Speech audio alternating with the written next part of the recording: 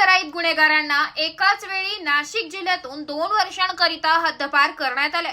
आज दिनांक 30 जुलै रोजी दुपारी 4 वाजता परिमंडळ 1 च्या पोलीस उपायुक्त मोनिका राऊत यांनी प्रसार माध्यमांना दिलेल्या माहितीनुसार सराईत आरोपी ऋषिकेश संजय पवार, अमन सलीम सय्यद व गोपाळ संतोष मोरे यांच्यावर पंचवटी मुंबई नाका आणि नाशिक रोड पोलीस ठाण्यात खून, जबरी चोरी, दुखापत करणे असे गंभीर गुन्हे दाखल आहे। येणाऱ्या सण उत्सवाच्या पार्श्वभूमीवर शहरात शांतता व सुव्यवस्था अबाधित राहावी याकरिता तिघांवर एकाच वेळी पोलीस आयुक्त संदीप कर्णिक यांच्या मार्गदर्शनाखाली परिमंडळ 1 च्या पोलीस उपायुक्त मोनिका राऊत यांनी हद्दपारीची कारवाई केली आहे। आगामी येणारे सण आणि उत्सव लक्षात घेता परिमंडळ 1 अंतर्गत कायदा व सुव्यवस्था अबाधित राहण्यासाठी 3 सराईत गुन्हेगारांना हद्दपार करण्यात आलेला आहे। सदर इसम हे पंचवटी फुलेनगर भागातील आहेत।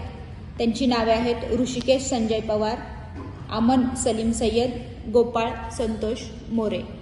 आतापर्यंत परिमंडळ 1 अंतर्गत एकूण 14 गुन्हेगारांना तडीपार करण्यात आलेला आहे। अशी तडीपारीची आणि MPDAची कारवाई कायदा व सुव्यवस्था राखण्यासाठी भविष्यामध्ये देखील माननीय पोलीस आयुक्त संदीप कर्णिक सर यांच्या मार्गदर्शनाखाली सुरू राहणार आहे। वृत्तसंकलन विभाग, AB न्यूज, नाशिक।